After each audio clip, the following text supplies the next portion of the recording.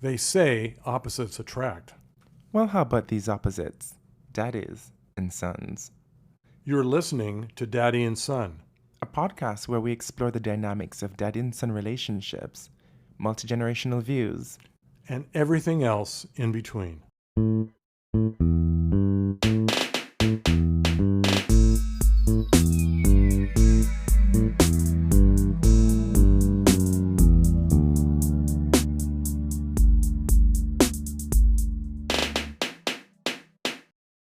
Should have just sat there and ate your food because you need to shut the fuck up. This is some real shit right here. This some real shit.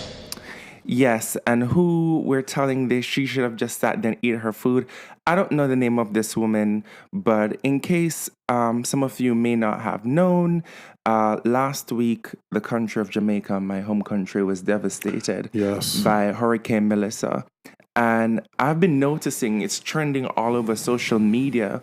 Particularly, there's this one lady at a hotel who was complaining, bitching and moaning that she wants a refund from the hotel. Oh, yeah. Because the storm had hit, they had to evacuate everyone to the bar room, and they had to ration food because the roads are closed. And refunds from God only on this. Apparently, I'm just like, because this is not what travel insurance is for. This bitch is like, sir, I need a. Where's Look, she made it out alive. Thank God for that. She has an experience she can talk about forever. All they giving us is pastries. All they giving us is pastries. You're lucky that all you're getting is pastries because these people are here. There are people dying. I know. My friend who just came back, Rico, the other day, his house was leaking. My cousin has no house to go home to. Oh God! See there, it was bad. She called me with tears in her eyes. That's horrible. Oh, that's it's the most devastating earthquake in the country's history. There are 300-year-old buildings that have been around since the 18th century. That are gone? That are gone. Oh, dear. That have withstand so many other storms, so many other hurricanes. This was the worst one. And this one just was different. It was the highest of categories of hurricane, and it was only moving at 3 kilometers per hour. So you were lucky that these people even showed up to work. Well, when they had families and their own kids at home to take care of, and you're out here complaining that all you got was pastries. Well, it's a miracle that there was a flight or two out on Thursday of this past week. I mean, I thought everything was closed down. They did close down everything. Yeah, well, and this big back is out here on the internet. No internet.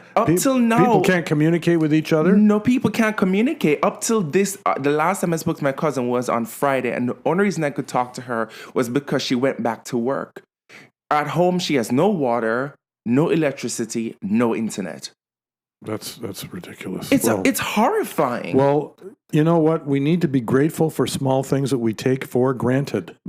Thank God that you're alive. That you can turn on a tap, a switch.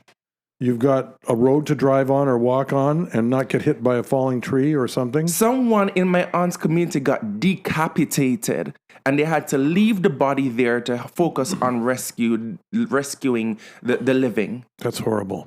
Well, left the body there for 2 days, and this lady's coming on the internet, and this is something I do not appreciate about Black Americans. Not all of them, some of them that go to other countries that they deem as third world, like maybe it's Jamaica, maybe it's Mexico. I would just say Americans. And they act as if the little money that they have, it makes them kings or makes them royalty or queens. Ma'am, this is a natural disaster, a category for. Well, here's my question to her. Pack up and go yard. When did she decide to travel to Jamaica? Like there was lots of warning about this hurricane. She could have not. Thank you. She could have left early. She could have canceled her trip if it was a few days before. I mean, you know, some of these things were within her control. T. Bitch, go back. Go home. Shut up. Gwaya, the pack up a thing of Gwaya, we know why you're there. Like, why are you traveling to the Caribbean? Is this a bilingual show still? I mean, by the way, what are we drinking today? Just to sort of focus the subject, because I'd like to have a sip of this. It looks very good. Today we're having a Caribbean twist on a Black Russian. It has Appleton rum cream inside of it, a coffee liqueur, obviously a shot of coffee, and some oat milk.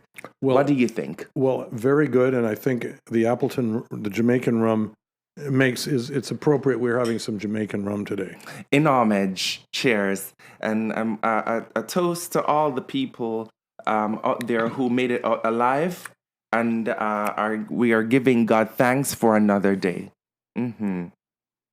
Well, I'll tell you, this one is for you. I saw my friend about a half an hour after he got off the plane. He looked exhausted. He was starving. He probably hadn't eaten for 2 days. I mean, it was a miracle he and others got out that first day. I'm telling you, it was bad. I don't know how he got to the airport because he was in the west part of the island. Mm-hmm. Anyway. I don't know. Maybe he had to travel to Kingston because Sangsters is completely shut down only for military aid. Yeah, no, he flew out of Kingston. Out of Kingston, yeah. Out of Norman Manley. It is upsetting to see.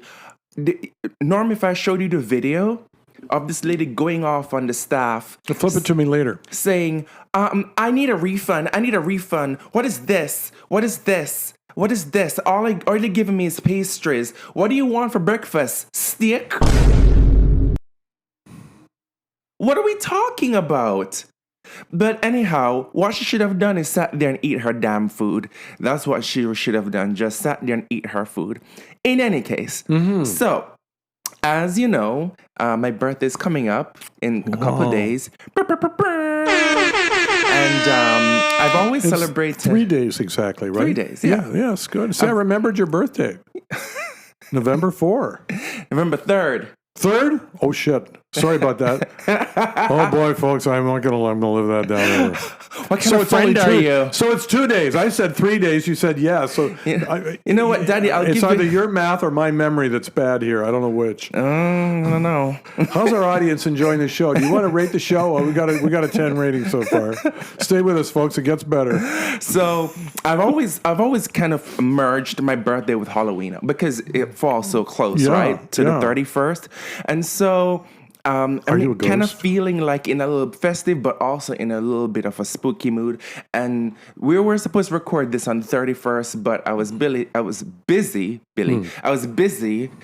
celebrating, like kicking off my birthday weekend. So we're recording this on the 1st. But, I mean, not, in the words of Mariah Carey, not yet. So we are going to still take out spooky season with our birthday twist, almost like a birthday twist, true crime kind of story. Ooh. And I love true crime. I think that's great. We were talking about Helen Mirren earlier in a true crime one. Those are exactly. Yes, exactly. Yes. You know, we love that. That's where our tastes because we like that spy shit. That thriller kind of stuff. So I kind of went down this rabbit hole the other day in research, and this story really chilled me to the bone. Okay. And I thought, you know what?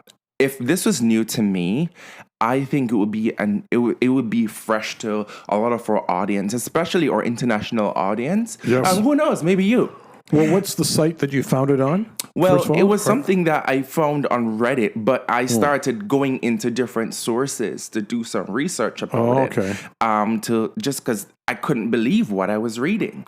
So, by the way, let me set the scene. The genre of crime is one of the biggest on the internet right now. I was reading this somewhere. I could believe it. Yeah. I don't know what it is about it. I think it's just that the stories are out there now. People are hearing these things. Netflix is popping out true crime documentaries like Beyonce's releasing albums. It's like every week it is a new drop. You know, it's something. So let me set the scene. Okay. Imagine you're waking up in a hospital bed. It's stark white. The walls are a disorienting blur. Who can sleep and in a you hospital? don't remember how you got there. Oh. Your name, your past, Every sense of self, gone. Wow. No memory. No memory. You're swallowed by this terrifying void, and a hushed voice is whispering to you in a speaker, "You're safe. Hush now. This is for your own good." Now, I know what you may be thinking. This is some scene from a Blumhouse movie, but I don't believe it. That would be my reaction. or some dystopian novel, but it's not. It's not. It's not. True. This is a terrifying reality that happened right here in this country. Not even 6 hours drive from where we're sitting. If you can do the math, you know where I'm talking about. I'm talking about Montreal. Okay. So there's 5 a hours school for me, called but, yeah. McGill. You ever heard of it? McGill University. Oh, famous, Yes. very well known. Yes, it's Very well one known. of the best known universities in North America, actually. Well, what I'm going to talk about, the skeletons in this closet is McGill's School of Psychiatric Care. It's called, bless you, the Allan Memorial. And I mean, it's a Halloween, and not all monsters wear masks. We have to just start there. Sometimes monsters, they have PhDs. And sometimes the scariest part isn't what they did, it's what they got away with. And in 1957, there's a Scottish doctor. His name is Donald Irwin Cameron. Hold on to that name. It's very important. So he saw a vision and believed that through his career, it was an opportunity that, again, with an already existing research by the U.S. government, specifically the CIA, with additional funding, he could align his vision with theirs, with their research. And this is amidst the Cold War. It was a mind control project. Some of you may know this project, through word on the streets. So this is mentalist type stuff, is it? Yeah. Okay. Some of you may know this as MK Ultra. Now, long before the CIA's involvement, Cameron was developing his own theories around curing schizophrenia. He believed mental illness could be eliminated by depatterning or erasing a patient's memory, and personally through intensive treatment. So this would be followed by what they call psychic driving. And this is going to come back up again, psychic driving. And just for like a mental note, audience, this is where you can play recordings, like voice recordings, over and over again in order to drive a pattern or attempt to reprogram someone's mind. I think that would make somebody go nuts. Well, that is precisely what happened. Oh, okay. So Cameron, he had a high-ranking position in the psychiatric field. This made him a very attractive candidate for the CIA. I mean, I guess... To do the research or to be... give them clout, to give them notoriety, okay. right? Or give their project legitimacy. Legitimacy. So they hired him to do the work. Correct. I got it.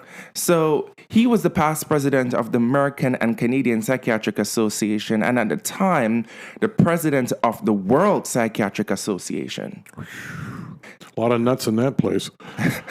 And the CIA learned of Cameron's research through the Canadian Psychiatric peer group.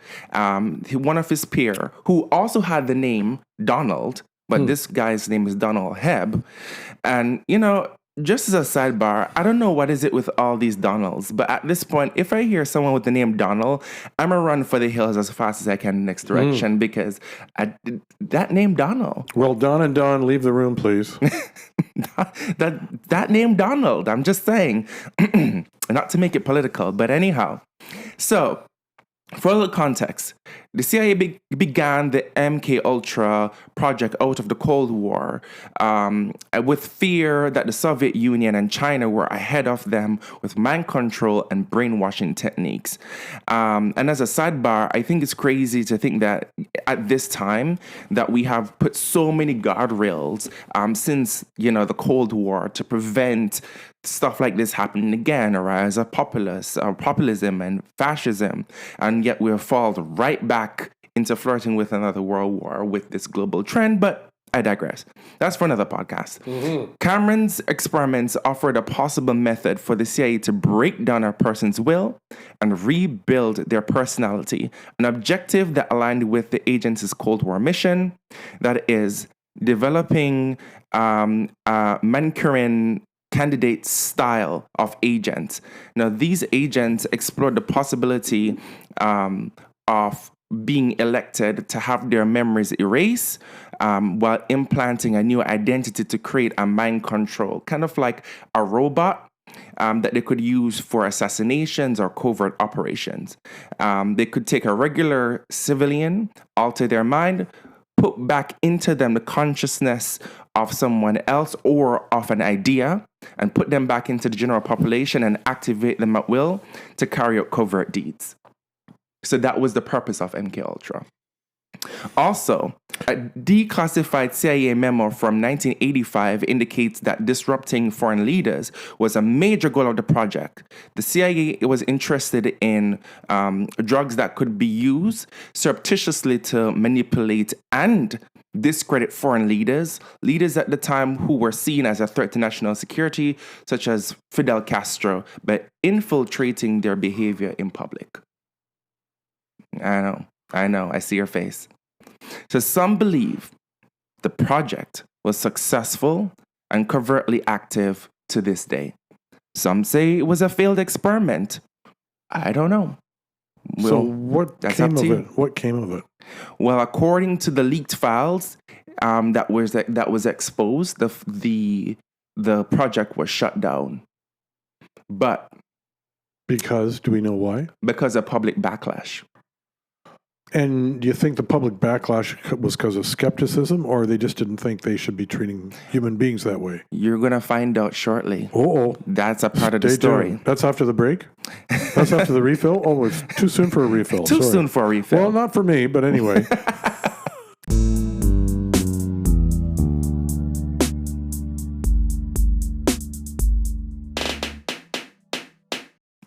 So now, audience, imagine walking to a hospital. You're not a victim, but you're just seeking a little bit of help. You're anxious, you're clinging to a fragile thread of hope, and you're seeking a little bit of therapy, a little bit of healing, a path back to wholesomeness. And instead, you wake up weeks later, the world is hazy, it's fragmented, you have no idea what's going on, and your memory has been surgically wiped clean. Your mind shattered into irreparable pieces. And your identity? That would be scary as hell. You have no idea who you are, completely erased. This isn't science fiction. Did this happen? Did this really happen? This actually happened, and this disturbingly happened to everyday citizens. How many? That was the issue. We're talking at least 600 that was in the lawsuit. Holy lawsuit. So the victims of this horrific experiment were not soldiers hardened by conflict or spies steeped in clandestine operations. These were ordinary individuals plucked from the fabric of society. Now, these predominantly made up of women who were seeking treatment for various ailments. And you have to remember, in the 1950s at that time, if a woman even God forbid she got angry, they would say she has hysteria, she needs to go to the mental asylum. God forbid she was depressed, they would say that she has melancholia, she needs to go to so any little thing, they would take them to the mental hospital. So women were one of his prime demographic of victims. Also, queer individuals were cited in an indictment. Queer individuals. Yeah. Particularly homeless queer people who are navigating a less tolerant world.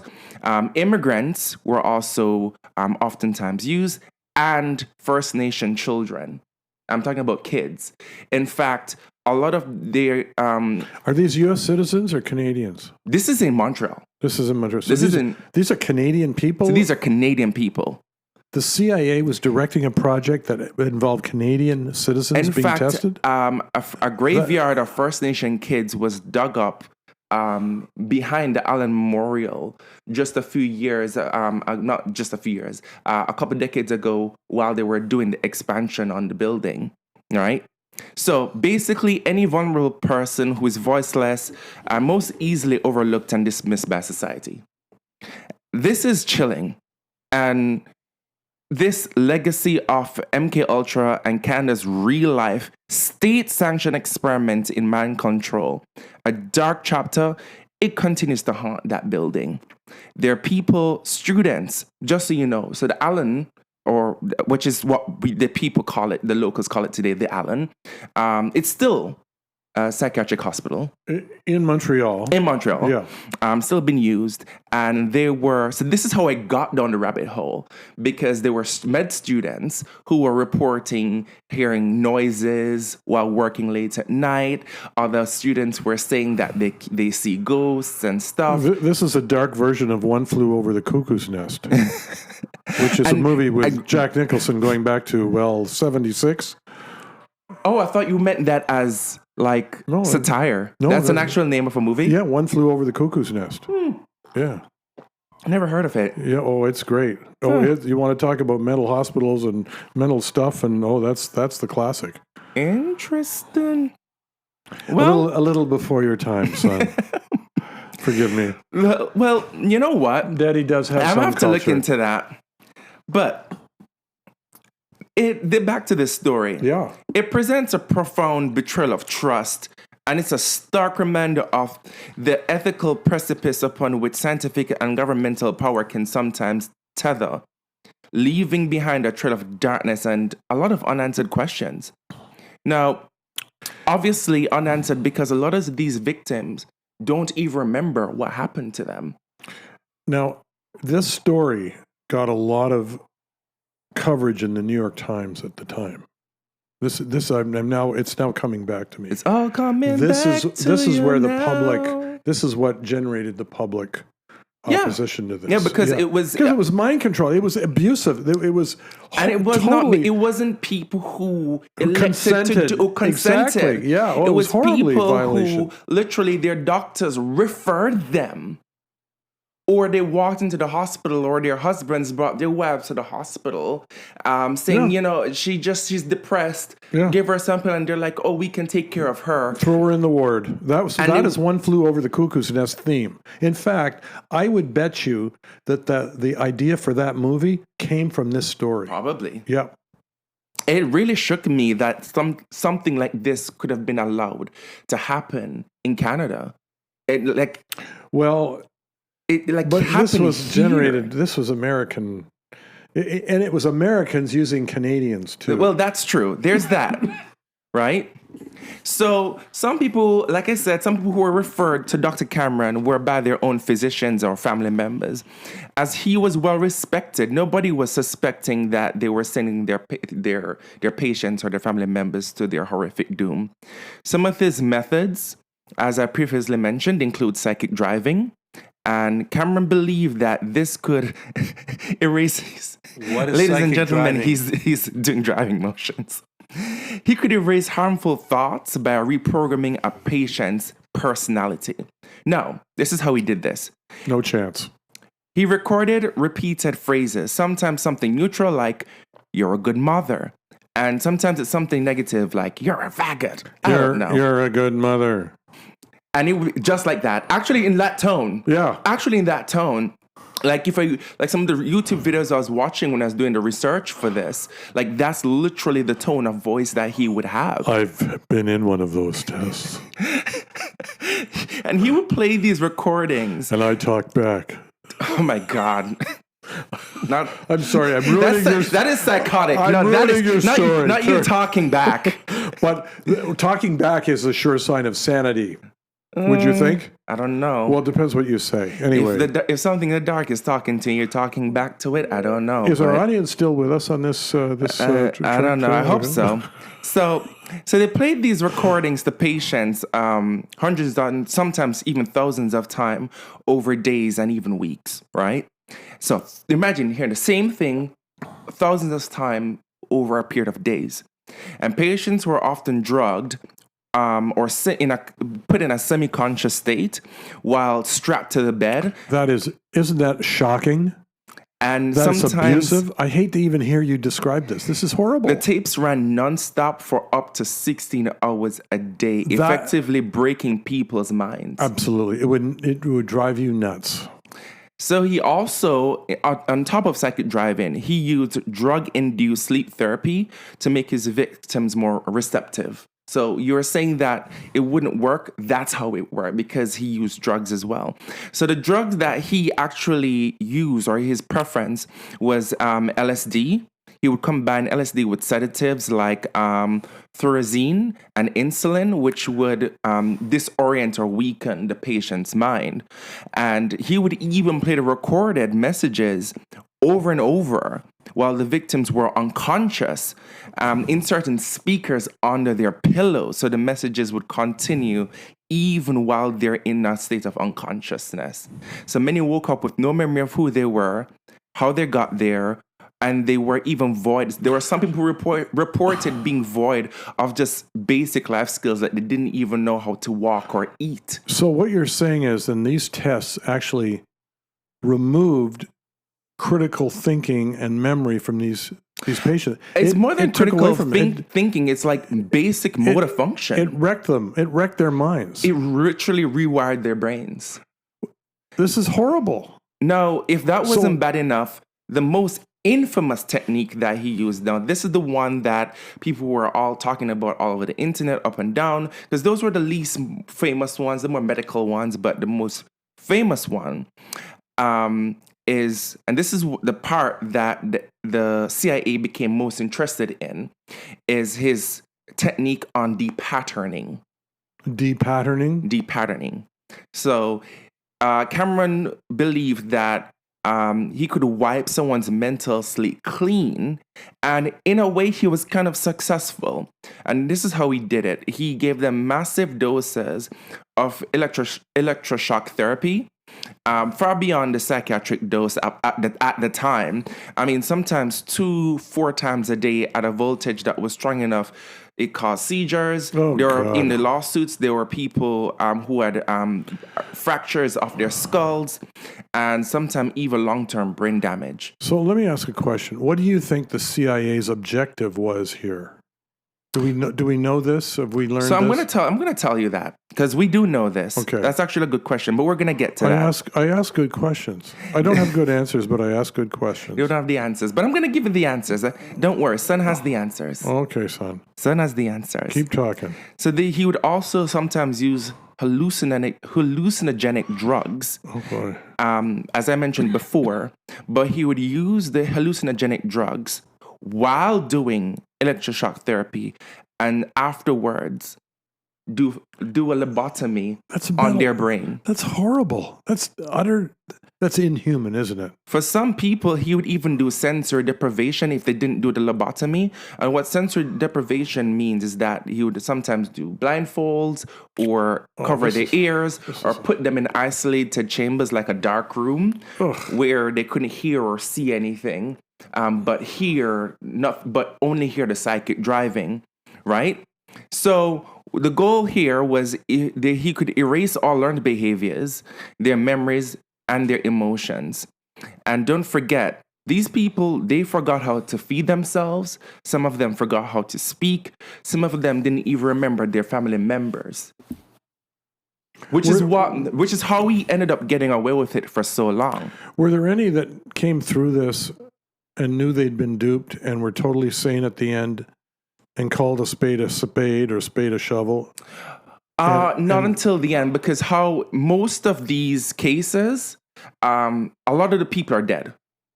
A lot of people are dead. In fact, for when I was reading the indictment, they're dead today. But they're dead today. It's their family members that are doing the lawsuit. So the question I should have asked is: did some of them become unprogrammed afterwards and said, "Wait a minute, I can't remember much what happened, but I know it wasn't good." Was there any of that came out of this? Well, to the best of my knowledge, I don't think people even knew to have emotions. Because that was the whole point of the experiment, to void them of memory, emotions, and behavior, right? So this is where the CIA stepped in.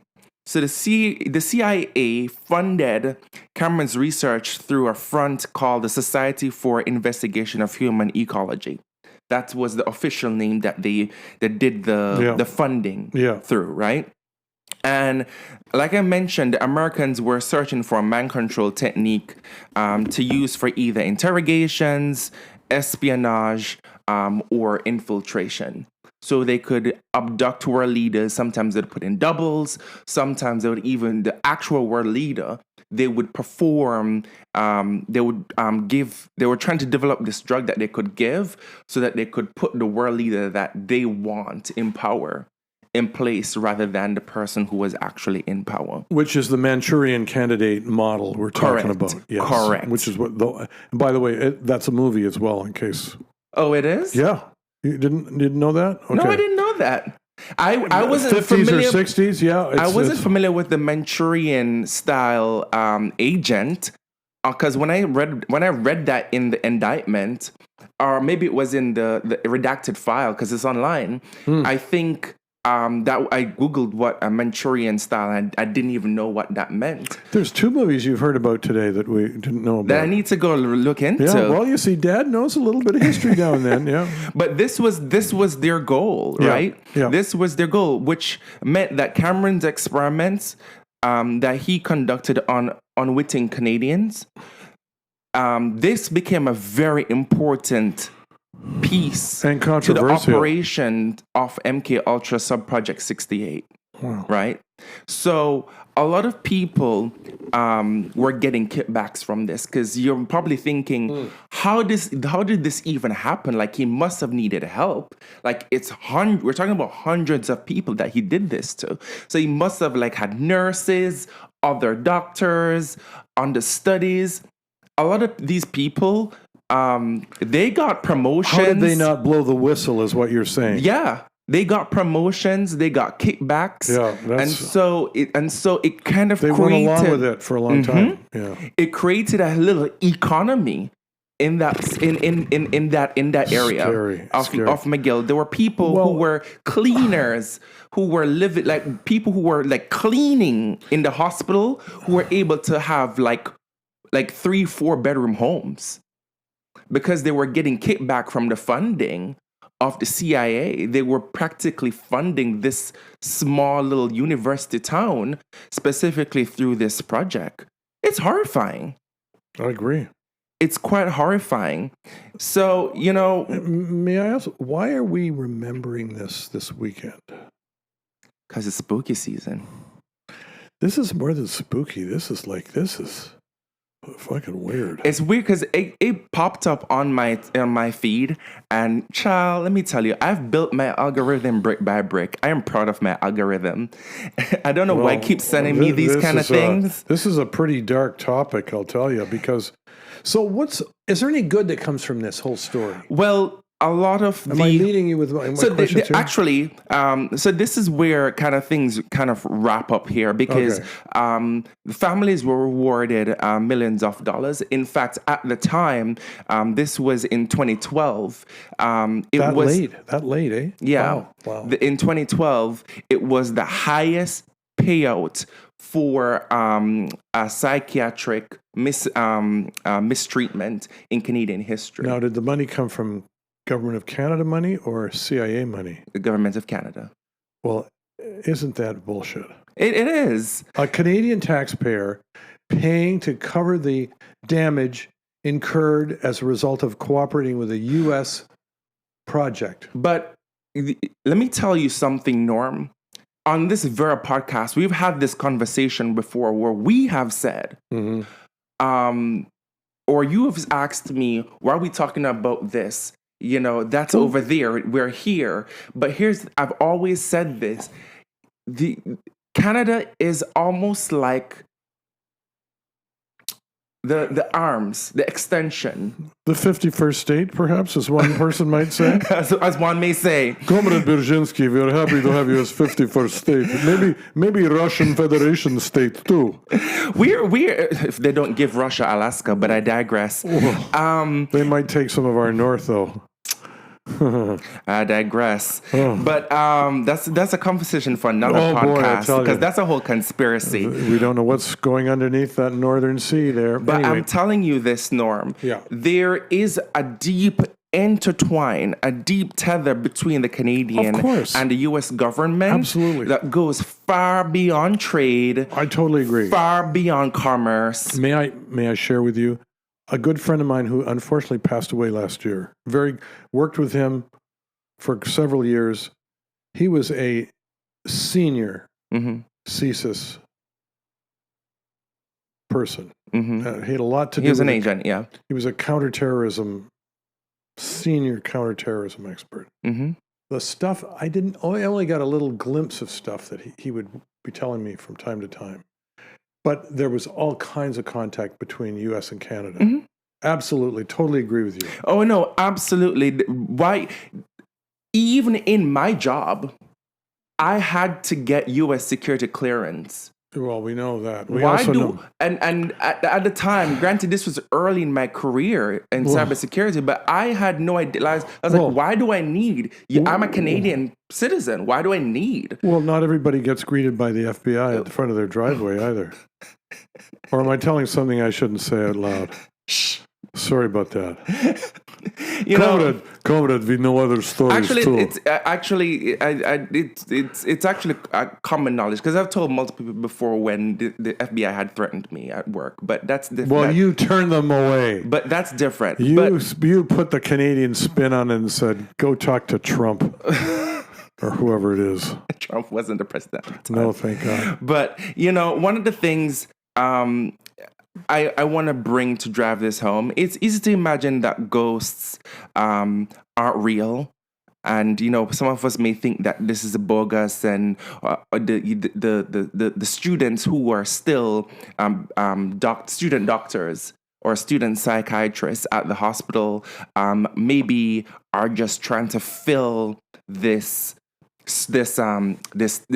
myth, this tale, that they're trying to fuel it, keep it alive. But I think the horror of it is more in its silence. Because again, I didn't know about this. And there were a lot of people online who didn't know about this. Well, the CIA is very good, and these intelligence agencies and CSIS and all these other... CSIS knew about this stuff. I mean, come on. I mean... They keep this stuff under wraps. They don't want this stuff to be public. And that's They're hoping to learn something from it. That's what's terrifying. The horror wasn't even supernatural. It was institutional. Well, it was, yeah. And so that you think, well, what else do we not know that's going on these days? Whether it's... That we probably will hear about when I'm your age. Yeah. It will be like national news. Yeah. Right? Because again, the granted, this happened in 1957, and the lawsuits are taking place just a decade ago, right? So if this story didn't shake you, I mean, I don't know what will. I would suspect this went on longer than just 1 year, too. Of course, yeah, I believe so. Yeah, and there were other stuff that spun off from it. Yeah, MK Ultra definitely was in Canada, and it isn't a myth. MK Ultra. It's history. It's not a myth. It's history. Yep. So just a reminder that, the scariest ghosts don't come from the afterlife. They come from power, policy, and politics. And that's where I close out with my chilling story today. So, is that the end of our podcast? That's not the end of our podcast. Oh, good. Because we probably have other things to talk about, right? I mean, I wanted to know, how was your week? Because usually I start with that, but I know we didn't lead with that. I just kind of jumped into it. Well, my week has been, how do I put it? Diversionary. Explain. We're in the middle of the World Series here in Toronto, and I'm having to spend time paying attention to that when I'd rather pay attention to other things that are more real and more important. Well, I mean, a lot of events are getting canceled because of this World Series. Yeah. It's become quite the disruption. Well, it's an amazing story. I mean, it's a great series. And by the way, they win tonight, it'll be Game 7, and we don't know what's going to happen. But if Toronto wins... for those of you who may not know, because remember, we have international listeners. Yeah, that's true. Yeah, he's talking baseball. Yeah, baseball. The World Series is... Whoever wins the World Series is the best baseball team in North America. Arguably the world, but I'm sure there are players in Japan and Dominican Republic and Venezuela that would debate that. But anyway, It certainly tied up the city in North America. If Toronto wins, there'll be tons of people on the street tonight. Don't try and drive around. Oh, the place will be a zoo. I'm planning on taking an Uber tonight. Well, even then, and by the way, if you were anywhere near Church Street last night, it made Pride look like a little picnic. Really? Yes, I was out, and it was a zoo. I've got a video of it. Colston told me about that today when we had brunch, and he was telling Took me that 25 minutes to walk a block. he told me that he went out and it was just so dense that he was like, I can't do this. Yeah. And he just found himself at the Eagle at a bar and just chilled there because he was like, for the rest of the night. Because was he like, able to get in? My goodness, it was. yeah, he has his people. He has his sources. Okay, Yeah, he's his people. Okay. Like, See, I'm not. Even when I go with him, I don't join the lines. I just come to the side. And Daddy is not as connected in the Church Street gang as some of my other friends are, or younger friends. I like to call Colston the mayor of Gayville. Okay, all right. Well, you guys know everybody. I'm totally detached. The perks of being gregarious and charismatic and having a nice smile, it helps. Yes, that's true. And you do have one on. You do have one. So, anyhow, do you have anything more that you'd like to add to today's episode? Any shout outs, anything you'd like to say? You know, I'm amazed that Halloween gets as much chutzpah as it does. I mean, it's not really it's, you know, it's not a really big religious event of any kind. Where does it fit on the calendar? That's why I think that it gets so much clout. That's why it gets all the hullabaloo. Because no matter what your background is, it brings people together. Because everybody's got an inner freak. Yeah, it doesn't have a religious context anymore. It doesn't have to, exactly. Yeah, it brings an event more people together to just party. Really. Yeah. I mean, it's between. It's apolitical. It's asexual. It's irreligious. It's multiracial because it's multiracial. Yeah. It's so diverse. It brings a lot more people together. It's like sports in a way. Mm-hmm. Yeah. Well, we'll see depending on who wins the baseball game, we may see a repetition of that. Yeah, it'll be Young parade. Street. It'll be Young Street that'll be affected tonight if that happens. But anyway. Oh, jeez. Did I tell you about what happened? So the night I didn't find out that time, but the night when I first got affected by my leukemia was when I passed out at home in the bathtub naked, and I was brought to St. Mike's. Was the night that the Raptors had won the NBA. Oh, God, I remember that. And I was down in St. Lucia. I was literally, I woke up in an ambulance downtown, and it was the ambulance like, because people were jumping on the ambulance in celebration. Yeah. Holy hell, I've never heard that story. Yeah, off Dundas. That's crazy. Well, don't get going in an ambulance or a car on anywhere in the downtown tonight if Toronto wins. And even if they don't win, by the way, Toronto had such a great year. They were in last place last year. No one had any idea they would go this far. Oh, really? So they have done absolutely fantastic. They're a great team. They're great people. What a comeback story. It's been a wonderful story. It's been a wonderful year. And if they win, it'll be great. If they don't, we'll see them next year. Good and by for the way, them. 4 more months. Till baseball again? Yeah. That's all they get? Just 4 months off? Well, November, December, January, February. Pitchers start pitching in February. We have spring training in March. Yeah, we'll be... Hey, listen, time passes quickly, right?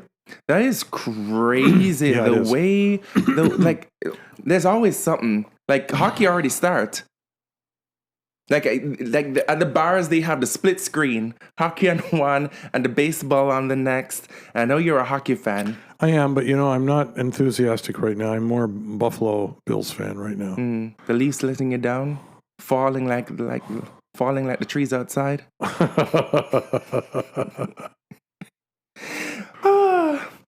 Well, I want to thank you listeners today for joining in and listening to my spooky tale. And celebrating my birthday weekend with me. Happy birthday. Thank you. We don't want to... Do you want to tell us how many? No. No? No, because then it demysticized me as a son. No. Oh, you're still a son, trust me. Now, if you made it all the way to the end, follow us on Spotify, Apple Podcasts, and subscribe to our YouTube channel at Daddy and Son Podcast. Remember, we're now available over on iHeartRadio, so download the free iHeartRadio app and support the show. If you have any questions for Daddy, send them over to daddyandsonpodcast at gmail.com. That's DADDYANDSON podcast at gmail.com. Until next time, sons, be good to your daddies. And daddies, be kind to your sons. And give them lots of candy this Halloween season. Bye.